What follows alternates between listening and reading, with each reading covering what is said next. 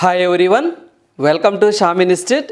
Daily current అఫైర్స్లో భాగంగా ఈరోజు ఉన్నటువంటి ఇంపార్టెంట్ కరెంట్ అఫైర్స్ ఏమన్నా ఒకసారి చూద్దాము. రైట్, సో ఫస్ట్ వన్ చూసినట్లయితే 2.86 లక్షల కోట్లతో ఓట్ ఆన్ అకౌంట్ బడ్జెట్ అని చెప్పేసి ఆంధ్రప్రదేశ్ గవర్నమెంట్ మరోసారి వార్తల్లోకి రావడం జరిగిందండి. సో నిన్న ఎవరైతే మనకి ఆంధ్రప్రదేశ్ ఆర్థిక శాఖ మంత్రి బుగ్గన రాజేంద్రనాథ్ గారు ఆంధ్రప్రదేశ్కి సంబంధించిన బడ్జెట్ని ఏదైతే మనకి ఓట్ ఆన్ అకౌంట్ బడ్జెట్ అని చెప్పేసి అంటారండి. సో దీన్ని ప్రవేశపెట్టడం జరిగింది. సో మొత్తం ఎన్ని లక్షల కోట్లతో ప్రవేశపెట్టారు సార్ అంటే 2.86 లక్షల కోట్లతో ప్రవేశపెట్టడం జరిగింది. సో ఏదైతే మనకి బడ్జెట్కి సంబంధించి అంటే కేంద్ర బడ్జెట్కి సంబంధించి సో మనం ఏదైతే మన షామ్ ఇన్స్టిట్యూట్ యూట్యూబ్ ఛానల్లో కూడా సో మనకి మీకు అవైలబిలిటీలో ఒక ఫోల్డర్ ఉందండి, కేంద్ర బడ్జెట్ అని చెప్పేసి.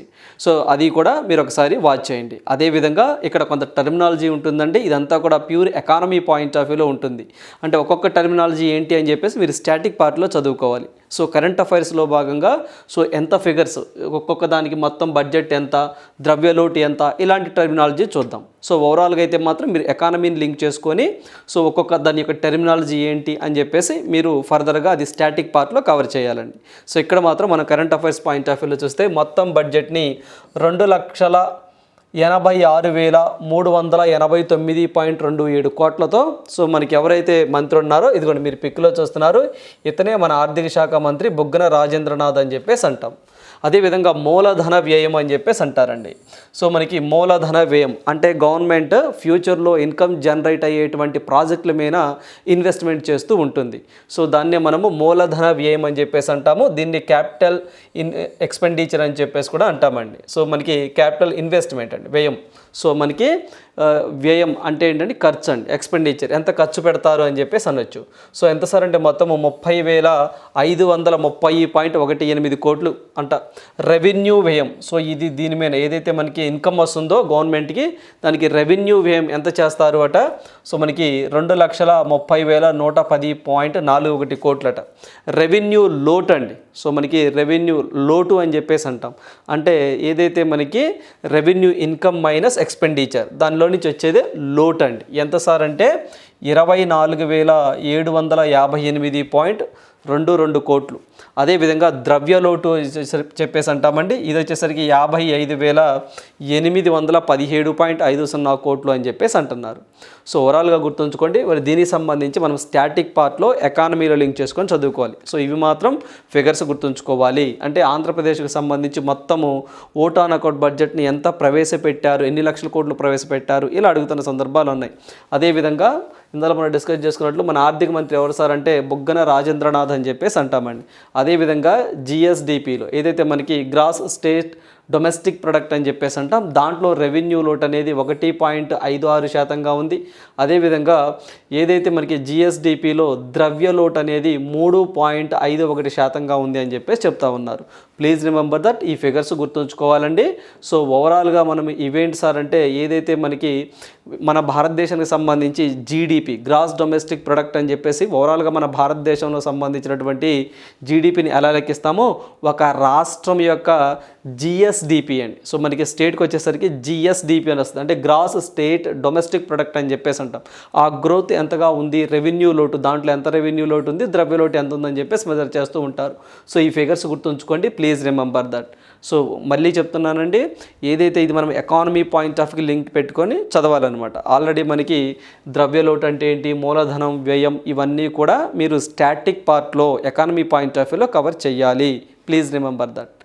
రైట్, సో నెక్స్ట్ వన్ చూద్దాం. సో నెక్స్ట్ వన్ చూసినట్లయితే banks sanction 3.9 lakh crores to 4.9 crore beneficiaries under Mudra Yojana. ఏదైతే మనకి ముద్రా యోజన అని చెప్పేసి ఒక స్కీమ్ ఉందండి. ఈ స్కీమ్లో భాగంగా బ్యాంక్స్ అనేవి ఇప్పటి వరకు అంటే 2024 సో 2024 జనవరి నాటికి మొత్తము 3.9 లక్షల కోట్ల ముద్రా లోన్స్ను ప్రొవైడ్ చేసిందట. మొత్తం ఎంతమంది బెనిఫిషరీకి 4.9 crores బెనిఫిషరీకి చేశాము అంత అమౌంట్ అని చెప్పేసి చెప్తున్నారు. సో ఆ ఫిగర్స్ గుర్తుంచుకోండి. అదేవిధంగా ముద్ర, సో ఇక్కడ మనకి పిఎం ముద్ర అని చెప్పేసి అంటామండి, ముద్ర స్కీమ్ అని చెప్పేసి అంటాం. సో మనకి ఇక్కడ ముద్ర అనగానే ఫుల్ ఫామ్ కూడా మనకి తెలిసి ఉండాలి, ప్రధానమంత్రి micro units micro units development refinance agency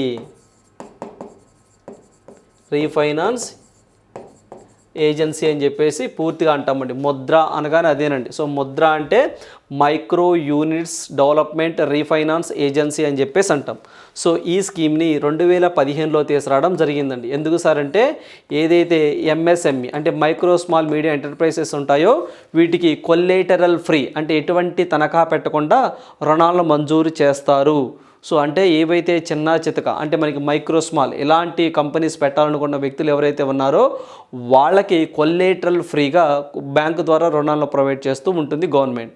so అయితే మొత్తము రుణాలని 3 కేటగిరీలుగా ప్రొవైడ్ చేస్తుందండి. ఏంటి సార్ అంటే శిశు category, Kishore category, Tarun category అని చెప్పేసి 3 కేటగిరీస్గా లోన్స్ను ప్రొవైడ్ చేస్తూ ఉంటుంది గవర్నమెంట్ ఈ యొక్క స్కీమ్లో భాగంగా. సో ఇక్కడ శిశు ఈ కేటగిరీలో కింద అప్ టు 50,000 వరకు అండి. సో మనకి అప్ టు 50,000 వరకు లోన్ ప్రొవైడ్ చేస్తూ ఉంటారు. తర్వాత కిషోర్ కేటగిరీ కింద 50,000 నుంచి 5 lakhs వరకు ప్రొవైడ్ చేస్తారండి. ఆ తర్వాత తరుణ్ కేటగిరీ కింద 5 lakhs నుంచి 10 lakhs ప్రొవైడ్ చేస్తారు. అంటే ముద్రా లోన్స్లో మ్యాక్సిమం లోన్ ఎంత ప్రొవైడ్ చేస్తారు సార్ అంటే 10 lakhs చేస్తారు. Please remember that. మరి ఇప్పటి వరకు ఇలా ప్రొవైడ్ చేయటం వల్ల 2024 జనవరి ఎండింగ్ నాటికి 3.9 లక్షల కోట్లను ప్రొవైడ్ చేశాం. దగ్గరగా అంత అమౌంట్ వల్ల 4.9 కోట్ల మంది బెనిఫిషరీస్ బెనిఫిట్ పొందారు అని చెప్పేసి మనకు చెప్తా ఉన్నారు. Please remember that. సో దీనికి సంబంధించి ఏదైతే ఉంటుందో ఎంఎస్ఎంఈ ప్రజెంట్ మినిస్ట్రీగా ఎవరున్నారు సార్ అంటే నారాయణ రణే అనే వ్యక్తి ఎంఎస్ఎంఈ మినిస్ట్రీగా ఉన్నారండి. నారాయణ్ రణే అని చెప్పేసి అంటాము. ఆయన ఎంఎస్ఎంఈ మినిస్ట్రీగా ఉండడం జరిగింది. Please remember that.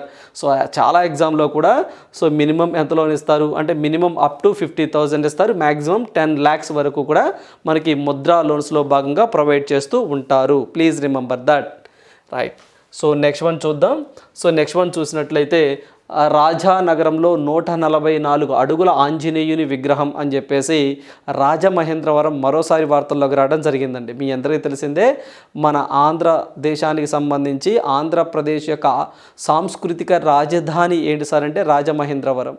సో ఆ రాజమహేంద్రవరంలో రాజారాం అనే ఒక నగరంలో సో ఏదైతే 144 అండి సో చాలా ఇంపార్టెంట్ 144 అడుగుల ఆంజనేయ స్వామి విగ్రహాన్ని ఒకదాన్ని ఏర్పాటు చేయబోతున్నారట. నిన్న భూమి పూజ జరగడం జరిగింది. సో దీన్ని గురుపాద దత్త పాదుక క్షేత్రం ఆవరణంలో 10 కోట్లతో నిర్మిస్తున్నారంట. ఎక్స్పెండిచర్ 10 కోట్లతో నిర్మిస్తున్నారు.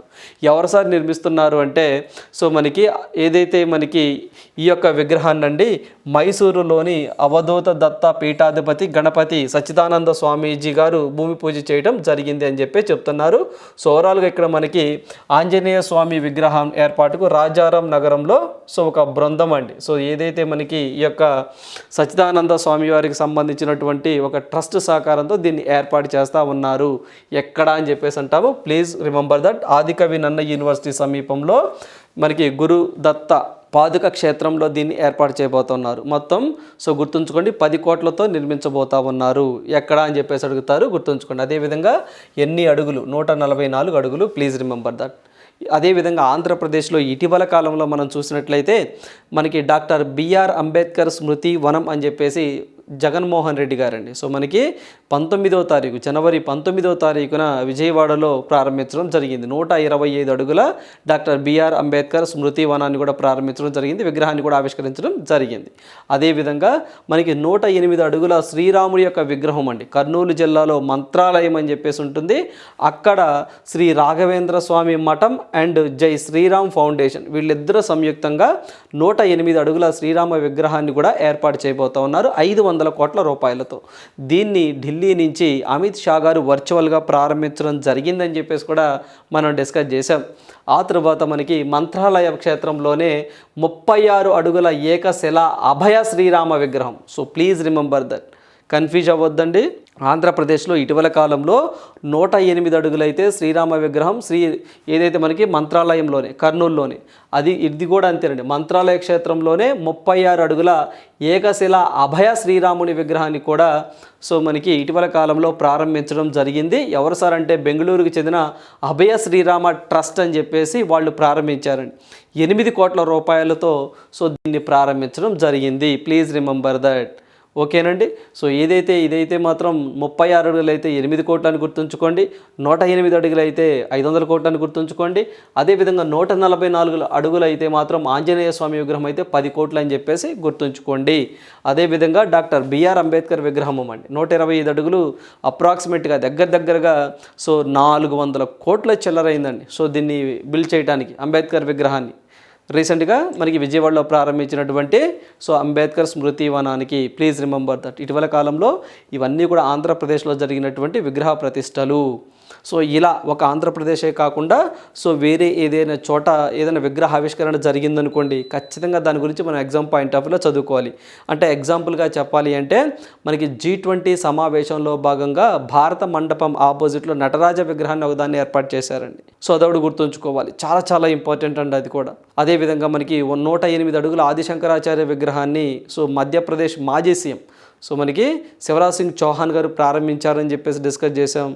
ఇలాంటి విగ్రహాలండి ఏమైనా ఉంటే మనం ఖచ్చితంగా ఎగ్జామ్ పాయింట్ ఆఫ్ వ్యూలో గుర్తుంచుకోవాలి. రైట్. నెక్స్ట్ వన్ చూద్దాం. నెక్స్ట్ వన్ చూసినట్లయితే ఉమ్మడి పౌర స్మృతి బిల్లుకు ఉత్తరాఖండ్ అసెంబ్లీ సమ్మతి అని చెప్పేసి ఉత్తరాఖండ్ గవర్నమెంట్ మరోసారి వార్తల్లోకి రావడం జరిగింది. పుష్కర్ సింగ్ ధామ్ని ఇతను సీఎంగా ఉండటం జరిగిందండి. ఈ బిల్లుకు గవర్నర్ ఆమోద ముద్ర వేస్తే దేశంలోనే ఉమ్మడి పౌర స్మృతిని అమలు చేస్తున్న తొలి రాష్ట్రంగా ఉత్తరాఖండ్ నిలిచిపోతుంది అని చెప్పి చెప్తున్నారండి. Please remember that. ఉత్తరాఖండ్ అనగానే మనము ఉమ్మడి పౌర స్మృతి అంటే ఇంగ్లీష్లోనే యూనిఫామ్ సివిల్ కోడ్ అని చెప్పేసి అంటామండి. యూనిఫామ్ సివిల్ కోడ్ అని చెప్పేసి అంటాం. ఇది అమలులోనికి వస్తే ఎవరైతే వివాహం కానివ్వండి, విడాకులు కానివ్వండి, భూములు ల్యాండ్ కానివ్వండి, ప్రాపర్టీస్ ఆస్తులు, మనకి హెరిటేజ్ వారసత్వం కానివ్వండి వంటి విషయాలలో మనకి కుల మతాలకు సంబంధం లేకుండా అందరికీ ఒకే విధమైనటువంటి నిబంధన ఉంటుంది. ఇప్పుడు మీరు చూసినట్లయితే హిందూ మ్యారేజ్ యాక్ట్ ఒక విధంగా ఉంటుంది, మైనారిటీస్ యాక్ట్ ఒక విధంగా ఉంటుందండి. అంటే మైనారిటీస్ మ్యారేజ్ యాక్ట్ అని చెప్పేసి అంటాం. అదేవిధంగా ఏదైతే మన దేశంలో అండి పర్టికులర్గా కొన్ని మ్యాక్సిమం రాష్ట్రాల్లో కూడా హిందూ మతానికి సంబంధించిన ఏదైతే మనకి వివాహాల్లో ఒక రూల్స్ ఉంటాయి. క్రిస్టియానిటీ కానివ్వండి, అదేవిధంగా ఇస్లాం కానివ్వండి, రకరకాలవి ఉంటాయి. ఇలా అన్నిటిల్లో కూడా కొన్ని వేరియేషన్స్ ఉన్నాయండి చట్టాల్లో. ఇవన్నీ ఉండకుండా అందరికీ ఒకటే చట్టాన్ని ఇంప్లిమెంట్ చేయబోతుంది Uttarakhand government. Please remember that. ఒకే నిబంధనలు ఉంటాయండి అందరికీ. అంటే కులం, మతం, జాతి ఇవే ఉండవండి. ఏ మనిషికైనా ఒకటే చట్టం అనే ఉద్దేశం దీని యొక్క ముఖ్య ఉద్దేశం. అదేవిధంగా గిరిజనులకు మాత్రం ఈ బిల్లు వర్తించదు అని చెప్పేసి అంటున్నారు. Please remember that.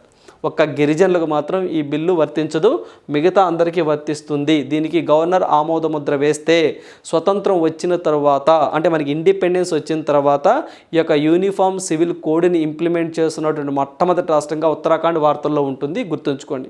అంటే మనకి గతంలో అంటే మనకి ఎవరైతే పోర్చుగీస్ వారండి గోవాలో దీన్ని ఇంప్లిమెంట్ చేశారు. ప్రజెంట్ అంటే గోవాలో ఇంప్లిమెంట్ అవుతుందండి. మనకి స్వతంత్రం వచ్చిన తర్వాత అని చెప్పేసి అన్నాం. అందుకని మనకి ఏదైతే 1867లో గోవాలో పోర్చుగీస్ వారు దీన్ని ఆమోదించడం జరిగిందండి. ఈ యొక్క యూనిఫామ్ సివిల్ కోడ్ బిల్లుని 1867లోని వీళ్ళు ఆమోదించారు. ప్రజెంట్ గోవాలో ఉంది. ఆఫ్టర్ ఇండిపెండెన్స్ తర్వాత మనకి స్వతంత్రం వచ్చిన తర్వాత మొట్టమొదటి స్టేట్ ఉత్తరాఖండ్, గుర్తుంచుకోండి. పుష్కర్ సింగ్ ధామి మీరు పిక్లో చూస్తున్నారు, ఇతనే సీఎంగా ఉన్నారు. అదేవిధంగా ఉత్తరాఖండ్ అనగానే మన దేశంలో మొట్టమొదటిసారిగా గంజాయి సాగుకు లీగలైజేషన్ చేసినటువంటి స్టేట్ అండి. అంటే చట్టబద్ధత కల్పించిన స్టేట్ కూడా ఉత్తరాఖండే. 2017లో అంటే 2017వ సంవత్సరంలో ఈ యొక్క కెన్నాబీస్ అని చెప్పేసి అంటామండి, గంజాయి సాగు, దీనికి పర్మిషన్ ఇచ్చింది కూడా ఉత్తరాఖండే, గుర్తుంచుకోండి. ఉత్తరాఖండ్నే దేవభూమి అని చెప్పేసి కూడా అంటాము. అదేవిధంగా మన భారతదేశంలోనే మొట్టమొదటి నేషనల్ పార్క్ అండి, జిమ్ కార్బెట్ నేషనల్ పార్క్ అని చెప్పేసి అంటాము. అది ఉంది ఎక్కడ సార్ అంటే ఉత్తరాఖండ్లోనే ఉండడం జరిగింది.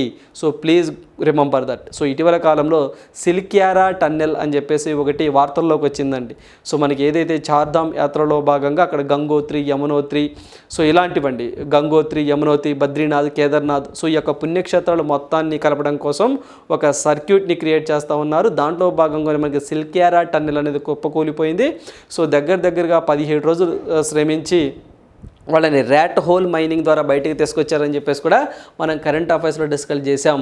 సో ఆ యొక్క సిల్క్యారా టన్నెల్ ఏ రాష్ట్రంలో ఉంది సార్ అంటే మనకి ఉత్తరాఖండ్లోనే ఉంది. అదేవిధంగా ఆది శంకరాచార్యుల యొక్క సమాధి అండి, టోమ్ అని చెప్పేసి అంటాం, అది ఎక్కడుంది సార్ అంటే ప్లీజ్ రిమెంబర్ దట్, అది మనకి కేదార్నాథ్ టెంపుల్. సో మనకి ఏదైతే ఉంటామో ఉత్తరాఖండ్ అక్కడే ఉన్నది, please remember that. So Uttarakhand అంటే ఈ పాయింట్ కూడా మనం యాడ్ చేసుకోవాలి, please remember that, right. So next one చూద్దాం. సో నెక్స్ట్ వన్ చూసినట్లయితే శరద్ పవార్ వర్గానికి పార్టీ పేరు ఖరారు. సో నిన్నటి కరెంట్ అఫైర్స్ కూడా మనం డిస్కస్ చేసామండి. ఏదైతే మనకి అజిత్ పవార్ అని చెప్పేసి ఒక వ్యక్తి ఉండేవారు, అతనికి ఎన్సీపీ పార్టీ, సో అతనికే వెళ్ళిపోతుందని, సో దానికి సంబంధించిన సింబల్ ఏదైతే క్లాక్ గడియారం అంటామో అది కూడా అతనికే కేటాయించడం జరిగిందని నిన్నటి కరెంట్ అఫైర్స్లో మనం డిస్కస్ చేసామండి. అదేవిధంగా సో కొన్ని పొలిటికల్ పార్టీస్ అండి, సో మనకి విజయ్ గారు అని చెప్పేసి తమిళనాడుకి సంబంధించిన సినిమా యాక్టర్ పొలిటికల్ పార్టీ కానివ్వండి, అదేవిధంగా మనకి జేడీ లక్ష్మీనారాయణ స్థాపించిన పొలిటికల్ పార్టీ కానివ్వండి, జొన్నవిత్తుల రామలింగేశ్వర గారు స్థాపించిన పార్టీ కానివ్వండి, అదేవిధంగా మనకి జనతాదళకు సంబంధించి ఏదైతే నితీష్ కుమార్ పార్టీ కానివ్వండి, ఇలా డిస్కస్ చేసామండి. సో ఇవన్నీ గుర్తుంచుకోండి అని చెప్పేసి నిన్నటి కరెంట్ అఫైర్స్లో డిస్కస్ చేసాం. ఏదైతే అజిత్ పవార్కి సంబంధించి సో మనకి నేషనలిస్ట్ కాంగ్రెస్ పార్టీ అని చెప్పేసి అంటాము, ఆ పార్టీని 1999లో ఇదిగోండి ఈయన శరద్ పవార్ గారు ఇతనే ప్రారంభించారు. కాకపోతే ఆ యొక్క పార్టీలో చీలికలు రావడం వల్ల 2 వర్గాలుగా విడిపోయినాయి. కాకపోతే ఎక్కువగా ఎమ్మెల్యేలు మెజారిటీ అనేది అజిత్ పవార్ గారికి ఇవ్వడం వల్ల ఇతని పేరు శరద్ పవార్ అండి, అజిత్ పవార్ వేరు. సో ఆ యొక్క అజిత్ పవార్కే ఎన్సీపీ పార్టీని ఇచ్చారు. మరి ఇతను ఉన్నటువంటి వ్యక్తి, ఇతనికి నిన్న election commission of India NCP Sharad Chandra పహార్గా, ఓకేనండి. సో ఆ పొలిటికల్ పార్టీ అండి, గుర్తుంచుకోండి. ఎన్సీపీ అంటే నేషనలిస్ట్ కాంగ్రెస్ పార్టీ, శరద్ చంద్ర పవార్, ఓకేనండి, పవార్ అని చెప్పేసి అంటామండి. సో మనకి ఎన్సీపీ శరద్ చంద్ర పవార్గా నిర్ణయించింది ఎలక్షన్ కమిషన్ ఆఫ్ ఇండియా, గుర్తుంచుకోండి. సో ఎగ్జామ్లు అడగడానికి ఆస్కారం ఉంటుంది, ఎందుకంటే వివాదాస్పదంగా ఉన్నటువంటివే ఎక్కువగా ఎగ్జామ్లు అడుగుతూ ఉంటారు. వార్తల్లోకి వచ్చింది కాబట్టి, న్యూస్లో ఉంది కాబట్టి అడుగుతూ ఉంటారు, గుర్తుంచుకోండి. సో ఇది మహారాష్ట్ర స్టేట్కి సంబంధించినటువంటి సో ఒక పొలిటికల్ పార్టీ అండి ఇది కానివ్వండి, సో ఎన్సీపీ కానివ్వండి, నేషనలిస్ట్ కాంగ్రెస్ పార్టీ. అదేవిధంగా ఏదైతే ఈ యొక్క శరద్ పవార్ వర్గానికి కొత్త పేరుని కేటాయించడం జరిగింది, దాని పేరే NCP Sharad Chandra Pawar, please remember that. అదేవిధంగా మొత్తం జాతీయ హోదా ఉన్నటువంటి పొలిటికల్ పార్టీస్ మన భారతదేశంలో అట్ ప్రజెంట్ మొత్తం 6 ఉన్నాయి అని చెప్పేసి మనం డిస్కస్ చేయడం జరిగింది. సో అవి కూడా గుర్తుంచుకోండి ఎగ్జామ్ పాయింట్ ఆఫ్ వ్యూలో, ఓకేనండి. సో చాలా ఇంపార్టెంట్, ప్లీజ్ రిమెంబర్ దట్. లాస్ట్గా మనకి ఆమ్ ఆద్మీ పార్టీకి మనకి జాతీయ హోదా సో ఇవ్వడం జరిగింది, please remember that, right. So next one చూద్దాం. సో నెక్స్ట్ వన్ చూసినట్లయితే కర్ణాటక ప్రధాన న్యాయమూర్తిగా జస్టిస్ ఎన్వి అంజారియా అని చెప్పేసి రావడం జరిగిందని, అంటే అంజారియాను కొలీజియం సిఫారసు చేయడం జరిగింది. సో మనకి ఎవరైతే ఇతను ఉన్నారో కర్ణాటక ప్రధాన న్యాయమూర్తిగా అండి, ఎవరు సార్ అంటే జస్టిస్ ఎన్వి అంజారియాని కొలీజియం రెఫర్ చేయడం జరిగింది. సో ఈయన గుజరాత్ హైకోర్టు న్యాయమూర్తిగా పనిచేస్తూ ఉన్నారు. ఇతనిని కర్ణాటక హైకోర్టు ప్రధాన న్యాయమూర్తిగా సుప్రీంకోర్టు కొలీజియం సిఫారసు చేయడం జరిగింది. సో ప్లీజ్ రిమెంబర్ దట్, ఈయన ప్రజెంట్ గుజరాత్ హైకోర్టు న్యాయమూర్తిగా అండి, ప్రధాన న్యాయమూర్తిగా కాదు, న్యాయమూర్తిగా పనిచేస్తూ ఉన్నారు. ఇప్పుడు కొలీజియం ఇతను ఏ స్టేట్ గవర్నమెంట్కి అంటే ఏ స్టేట్ గవర్నమెంట్కి సంబంధించి ఏ స్టేట్కి చీఫ్ జస్టిస్గా రెఫర్ చేసింది, ఏ హైకోర్టుకి అంటే కర్ణాటక హైకోర్టు చీఫ్ జస్టిస్గా ప్రధాన న్యాయమూర్తిగా రెఫర్ చేయటం జరిగింది. మరి ప్రస్తుతం కర్ణాటక హైకోర్టు ప్రధాన న్యాయమూర్తిగా మనకి పిఎస్ దినేష్ కుమార్ అని చెప్పేసి ఉన్నారండి. ఇతను ఈ మంత్ 24వ తారీఖున పదవీ విరమణ చేస్తున్నారు. సో ఇతని ప్లేస్లోకి దినేష్ కుమార్ ప్లేస్లోనికి మనకి అంజారియా గారు రాబోతా ఉన్నారు, ప్లీజ్ రిమెంబర్ దట్. అదేవిధంగా కొలీజియం సిఫర్ చేసిందన్నాం కదా, ఆ కొలీజియంలో ఉన్నటువంటి సభ్యులు ఎవరు, ఏ సభ్యులు ఇది యొక్క వ్యక్తి పేరుని రిఫర్ చేశారు సార్ అంటే DY Chandrachud, Sanjiv Khanna, BR Gavai. So వీళ్ళతో కూడినటువంటి కొలీజియం ఈయన పేరును ప్రతిపాదించడం జరిగింది. Please remember that. సో అదేవిధంగా ఇప్పుడు మీకు కర్ణాటక ప్రధాన న్యాయమూర్తిగా వెళ్తున్నారండి ఇతను. ప్రజెంట్ మన ఆంధ్రప్రదేశ్కి గవర్నర్గా ఉన్నటువంటి వ్యక్తి అండి జస్టిస్ అబ్దుల్ నజీర్ అని చెప్పేసి అంటాం.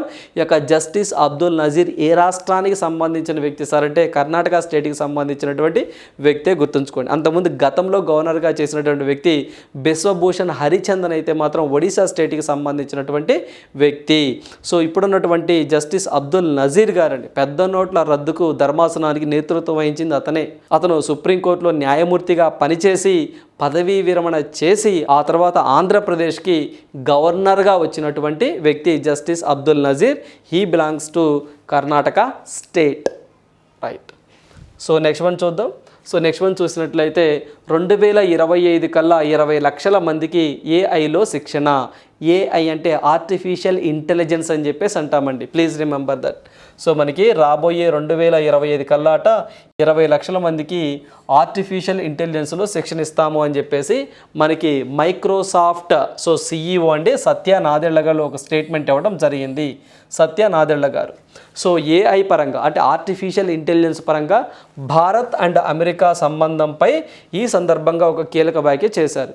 అంటే మనకి అమెరికాకి మధ్య ఈ యొక్క ఏదైతే మెషిన్ లెర్నింగ్ అని ఆర్టిఫిషియల్ ఇంటెలిజెన్స్ అని చెప్పేసి సో ఇలా వీటి మీద కూడా మంచి సంబంధాలు ఉన్నాయని సో ఖచ్చితంగా 2025 కల్లా 20 లక్షల మంది కొత్తగా మేము శిక్షణ ఇస్తాము అని చెప్పేసి మైక్రోసాఫ్ట్ సిఈఓ సత్య నాదెళ్ల గారు చెప్పడం జరిగింది. సత్య నాదెళ్ల గారు చెప్పడం జరిగింది. Please remember that.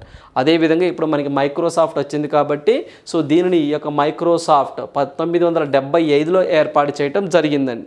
సో ఎవరు సార్ మైక్రోసాఫ్ట్ ఫౌండర్ అనగానే చాలామంది బిల్ గేట్స్ అంటారండి. ఓకే, బిల్ గేట్స్తో పాటుగా మరొక వ్యక్తి పేరు కూడా గుర్తుంచుకోవాలి. చాలా ఎగ్జామ్లో కూడా బిల్ గేట్స్ కాకుండా మరొక వ్యక్తి ఎవరో అని అడిగిన సందర్భాలు ఉన్నాయండి. సో కో ఫౌండర్ కూడా అని చెప్పేసి అంటాం. So Paul Allen. సో చాలా ఇంపార్టెంట్, గుర్తుంచుకోండి. చాలామంది బిల్ గేట్స్ గారేమో అనుకుంటారు. కరెక్టేనండి. బిల్ గేట్స్తో పాటుగా పౌల్ అలెన్ అనే వ్యక్తి కూడా వన్ ఆఫ్ ద ఫౌండర్స్గా ఉన్నారు. మైక్రోసాఫ్ట్కి సంబంధించి 1970లో ఏర్పాటు చేశారు. ఈ యొక్క మైక్రోసాఫ్ట్ హెడ్ క్వార్టర్ ప్రధాన కేంద్రాలయం ఎక్కడుంది సార్ అంటే వాషింగ్టన్ DC అమెరికాలో ఉన్నది. It is a tech company. Please remember that. So మనకి అదే విధంగా టెక్ కంపెనీస్కి సంబంధించండి. సో టెక్ కంపెనీస్కి సంబంధించి సో కొంతమంది హెడ్స్ సిఈఓస్ ఇచ్చి వాళ్ళ పేర్లు ఇచ్చి మ్యాచ్ ద ఫాలోయింగ్ అని అడిగిన సందర్భాలు కూడా ఉన్నాయండి. అంటే మనకి ఇటు సైడ్ వచ్చేసరికి కొన్ని టెక్ కంపెనీస్ ఇస్తారండి. లైక్ ట్విట్టర్ అని, ఫేస్బుక్ అని, అమెజాన్ అని, మైక్రోసాఫ్ట్ అని, గూగుల్ అని ఇటు కంపెనీస్ ఇస్తారు. ఇటేమో వాళ్ళ సిఈఓస్ ఇస్తారండి. సో మ్యాచ్ ద ఫాలోయింగ్ అని అడుగుతున్న సందర్భాలు కూడా ఉన్నాయి. సో ఇక్కడ మనకి మైక్రోసాఫ్ట్ అనగానే సత్య నాదెళ్ల గారు, అదేవిధంగా గూగుల్ అనగానే సుందర్ పిచై గారు గుర్తు రావాలండి. సుందర్ పిచై గారు. అదేవిధంగా ట్విట్టర్ సిఈఓ అయితే లెండా ఎక్కరిన్నో గుర్తు రావాలండి. లెండా ఎక్కరిన్నో అనే ఒక మహిళ అండి.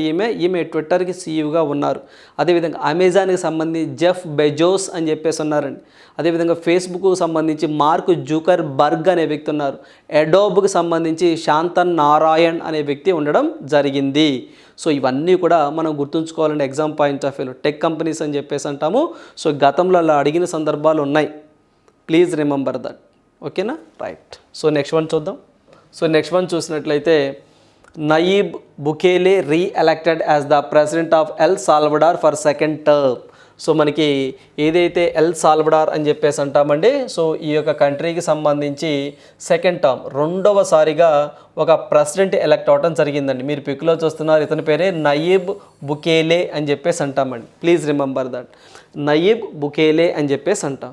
మీకు ఎల్ సాల్వడార్ అనగానే ఒక పాయింట్ కూడా గుర్తు రావాలండి. ఏంటి సార్ అంటే ప్రపంచంలోనే మొట్టమొదటిసారిగా బిట్ కాయిన్స్ అండి. బిట్ కాయిన్స్ని లీగల్ టెండర్గా అంటే చట్టబద్ధత కల్పించిన దేశం ఎల్ సాల్వడార్ అని చెప్పేసి కూడా మనం గుర్తుంచుకోవాలండి. స్టాటిక్ పార్టీ కింద కొన్ని ఉంటాయండి. ప్రపంచంలోనే ఫస్ట్ డిజిటల్ కంట్రీ అని చెప్పేసి తువాలు కంట్రీ అండి. తువాలు అని చెప్పేసి అంటాం. అలా బిట్ కాయిన్స్ని ఫస్ట్ చట్టబద్ధత కల్పించిన దేశం కూడా మనకి ఎల్ సాల్వడారే. సో ఆ యొక్క ఎల్ సాల్వడార్కి సో సెకండ్ టర్మ్ ప్రెసిడెంట్గా మనకి నయీబ్ బుకేలే అనే వ్యక్తి రావడం జరిగింది. Please remember that. సో అదేవిధంగా ఫస్ట్ ఇందులో మనం మాట్లాడుకుంటే legal tender currency bit coin చేసింది అదే. దీని యొక్క క్యాపిటల్ వచ్చేసరికి శాన్ సాల్వడార్ అని చెప్పేసి అంటాము, గుర్తుంచుకోండి. సో ఇతను ఏదైతే మనకి నయీబ్ బుకేలే పొలిటికల్ పార్టీ ఏంటి సార్ అంటే సో మనకి నువియాస్ ఐడియాస్ అని చెప్పేసి అంటామండి. సో మనకి నువియాస్ ఐడియాస్ అని చెప్పేసి అంటాం అతని యొక్క political party. Please remember that. So ఇటీవల కాలంలో మనం ప్రతిసారి చెప్తూనే ఉంటామండి, పిఎంలు కానీ ప్రెసిడెంట్లు కానీ మారారనుకోండి, ఖచ్చితంగా ఇటీవల కాలంలో మారిన వ్యక్తులని ఇటేమో పిఎంలు కానీ ప్రెసిడెంట్ కానీ ఇస్తారు, ఇటేమో వాళ్ళ కంట్రీస్ ఇస్తారు, మ్యాచ్ ద ఫాలోయింగ్ అని చెప్పేసి అడుగుతూ ఉన్నారు. మనం చూసాం ఫ్రాన్స్కి సంబంధించి పిఎంగా గాబ్రియల్ అటల్గా రావడం జరిగిందని, పెరూకు దినా బొలాటే మొట్టమొదటి మహిళా ప్రెసిడెంట్గా రావడం జరిగిందని, ఇటలీకి మొట్టమొదటి ఉమెన్ పిఎంగా మనకి జార్జియో మెలోనీ గారు రావడం జరిగిందని, సో ఇలా డిస్కస్ చేసామండి. So please remember that. ఇలా ఇటీవల కాలంలో మారిని మనం ప్రతిసారి డిస్కస్ చేస్తూనే ఉన్నామండి. సో వాళ్ళందరి పేర్లు మనం గుర్తుంచుకోవాల్సిందే. సో నిన్న కరెంట్ అఫైర్స్లో కూడా యమన్ దేశానికి సంబంధించినటువంటి సో కొత్తగా ఒక వ్యక్తి వచ్చారని యమన్కి, సో డిస్కస్ చేసామండి.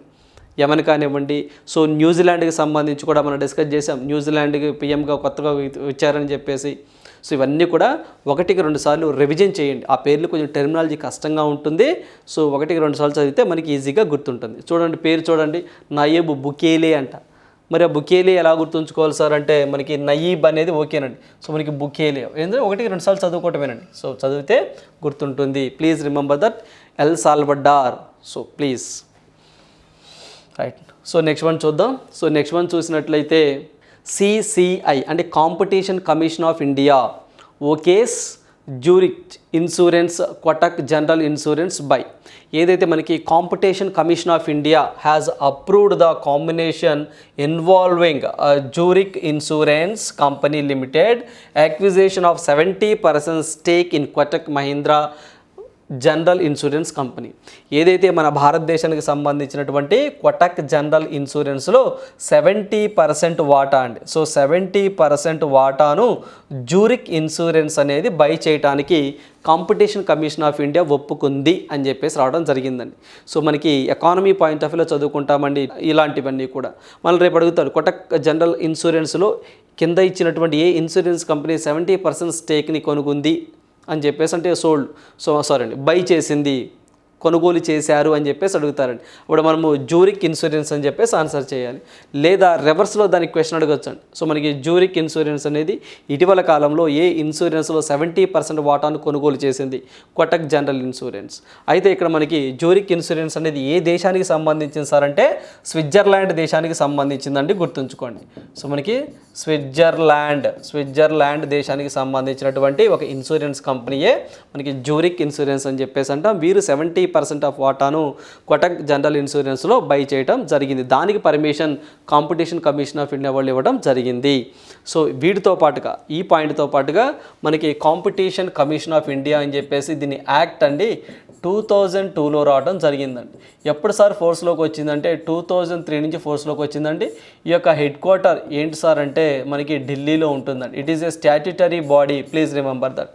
ఆ కాంపిటీషన్ కమిషన్ ఆఫ్ ఇండియాకి మొట్టమొదటి ఉమెన్ హెడ్గా ఒక ఆమె రావడం జరిగిందండి, రవనీత్ కౌర్ అని చెప్పేసి కూడా మనం డిస్కస్ చేసాం. Please remember that. చాలా చాలా ఇంపార్టెంట్ అండి. కాంపిటీషన్ కమిషన్ ఆఫ్ ఇండియాకి ఫస్ట్ ఉమెన్ హెడ్గా ఎవరు వచ్చారు సార్ అంటే రవనీత్ కౌర్ అనే ఒక వ్యక్తి అండి, ఒక ఫిమేల్ రావడం జరిగింది. Please remember that. అంటే మనం ఇది చదువుతున్నప్పుడే కాంపిటీషన్ కమిషన్ ఆఫ్ ఇండియా గురించి చదువుకున్నాం, జ్యూరిక్ ఇన్సూరెన్స్ ఏ దేశానికి సంబంధించిందో డిస్కస్ చేసాం, కొటక్ మహీంద్రా బ్యాంకులో ఎంత స్టేక్ వీళ్ళు కొనుగోలు చేశారో కూడా డిస్కస్ చేసాం. సో ఇవన్నీ కూడా మనం ఎకానమీ పాయింట్ ఆఫ్ వ్యూలో అడగడానికి ఎక్కువగా పాసిబిలిటీ ఉంది. Please remember that. ఓకేనండి, right. So Kotak Mahindra bank అనగా మీ అందరికీ తెలిసింది it is a private sector bank అండి. So private sector bank headquarter అనేది ముంబై మహారాష్ట్రలో ఉంటుంది. ప్రైవేట్ సెక్టార్ బ్యాంకుల్లో అతిపెద్ద బ్యాంక్ ఏంటి సార్ అంటే హెచ్డిఎఫ్సి బ్యాంక్ అండి. సో మనకి హెచ్డిఎఫ్సి బ్యాంక్ అని చెప్పేసి అంటాము. సో ఆ తర్వాత ఏంటి సార్ అంటే ఐసిఐసిఐ బ్యాంక్ అని చెప్పేసి అంటాము, ఐసిఐసిఐ బ్యాంక్. తర్వాత వచ్చేసరికి యాక్సిస్ అండి. సో యాక్సిస్ ఇవి ఎప్పుడు టాప్లోనే ఉంటాయి. అదే మనకి ప్రైవేట్ సెక్టర్ కాకుండా పబ్లిక్ సెక్టర్ అనుకోండి, సో అతిపెద్ద బ్యాంక్ ఏంటి సార్ అంటే స్టేట్ బ్యాంక్ ఆఫ్ ఇండియా, మీ అందరికీ తెలిసిందే. Please remember that. Right. So next one చూద్దాం. సో నెక్స్ట్ వన్ చూసినట్లయితే చెక్ లిస్ట్. సో ఇది చూద్దామండి. హిందూ మహాసముద్రం సంబంధించి సో గతంలో కొన్ని ఎగ్జామ్స్లో అడిగారండి దీనికి సంబంధించి. సో ఇదేంటో ఒకసారి చూద్దాము. ఇలాంటివి మనం ఎక్కువగా జాగ్రఫీ పాయింట్ ఆఫ్ వ్యూలో ఎక్కువగా అడుగుతున్న సందర్భాలు ఉన్నాయి. సో ఇక్కడ మనకి దక్షిణార్ధగోళంలో అధిక భాగం విస్తరించిన మహాసముద్రము ఆంగ్ల అక్షరం ఎం ఆకారంలో ఉంటుంది. సో చాలా చాలా ఇంపార్టెంట్, గుర్తుంచుకోండి. ఇప్పుడు మనం హిందూ మహాసముద్రం గురించి మాట్లాడుకుంటున్నామండి. దక్షిణార్ధగోళంలో అధిక భాగం విస్తరించిన మహాసముద్రం ఆంగ్ల అక్షరం ఏ ఆకారంలో ఉంటుంది సార్ అంటే ఎం ఆకారంలో ఉంటుంది. ఇందులో అత్యంత లోతైన ప్రదేశం ఏంటి? సో చాలా ఎగ్జామ్లు అడిగారండి. ఇందులో అత్యంత లోతైన ప్రదేశం వచ్చేసరికి సుంధాకంధం అని చెప్పేసి అంటామంటే, సో మనకి సుంధాకంధం అంటాము. అదేవిధంగా హిందూ మహాసముద్రంలో అతిపెద్ద దీవి ఏంటి సార్ అంటే మడగాస్కర్. సో చాలా చాలా ఇంపార్టెంట్, గుర్తుంచుకోండి, మడగాస్కర్ అని చెప్పేసి అంటాం. అదేవిధంగా అమెరికా తన సైనిక స్థావరాన్ని ఏర్పాటు చేసిన దీవి, సో అమెరికా తన సైనిక స్థావరాన్ని ఏర్పాటు చేసిన దీవి డిగో గార్సియా అని చెప్పేసి అంటాం, గుర్తుంచుకోండి. హిందూ మహాసముద్రం ఎర్ర సముద్రాలను కలిపే జలసంధి పేరు బాబ్ ఎల్ మాండెబ్. దీనిని గేట్వే ఆఫ్ టియర్స్ అని కూడా అంటారు. So please remember that. So ఏదైతే మనకి హిందూ మహాసముద్రం అండ్ ఎర్ర సముద్రాలను కలిపే జలసంధి పేరేంటి అని చాలా ఎగ్జామ్లు అడిగారు. బాబ్ ఎల్ మాండెబ్ అని చెప్పేసి అంటామండి. బాబ్ ఎల్ మాండెబ్ అని చెప్పేసి అంటాం. దీనినే గేట్వే ఆఫ్ టియర్స్ అని చెప్పేసి కూడా అంటాం. సో అదేవిధంగా మనకి హిందూ మహాసముద్రంలో అతిపెద్ద దీవి మడగాస్కర్, ప్లీజ్ రిమెంబర్ దట్. అదేవిధంగా ఏ అక్షరంతో దక్షిణార్ధగోళంలో ఏ ఆకారంలో ఎం ఆకారంలో. సో దీంట్లో లోతైన ప్రదేశం సుంధాకంధం, ప్లీజ్ రిమెంబర్ దట్. ఇవన్నీ కూడా డిఫరెంట్ ఎగ్జామ్లో అడిగినవే. సో ఇలాంటివన్నీ కూడా ఎన్టీపీసీ ఎగ్జామ్లో, ఎస్ఎస్సి ఎగ్జామ్లో, అదేవిధంగా సిహెచ్ఎస్ఎల్ ఎగ్జామ్లో, ఇలా స్టాటిక్ పార్ట్లో జాగ్రఫీ పాయింట్ ఆఫ్ వ్యూలో ఎగ్జామ్ని అడిగిన సందర్భాలు ఉన్నాయి. Please remember that. Right. So next one చూద్దాము. సో నెక్స్ట్ వన్ చూసినట్లయితే క్వశ్చన్ ఫర్ యూ, ఈ ప్రశ్న మీకోసమే. ఇది మనం చూస్తే ఇటీవల వార్తల్లో కనిపిస్తున్న కలైంజర్ స్పోర్ట్స్ కిట్ను ఏ రాష్ట్రం ప్రారంభించింది అని చెప్పేసి అంటున్నారండి. సో ఏదైతే మనకి కలైంజర్ స్పోర్ట్స్ కిట్ అని చెప్పేసి ప్రారంభించారండి. సో మనకి ఏంటి సార్ అంటే దట్ ఈస్ తమిళనాడు. గుర్తుంచుకోండి అండి, తమిళనాడు ప్రారంభించింది. సో తమిళనాడు అనగానే మీ అందరికీ తెలిసిందేనండి, ఇటీవల కాలంలో మనకి స్టాలిన్ గారు సీఎంగా ఉన్నారు. ఆయన పీపుల్ విత్ సీఎం అని చెప్పేసి ఒక స్కీమ్ని తీసుకొచ్చారు, ఒక కార్యక్రమాన్ని తీసుకొచ్చారు.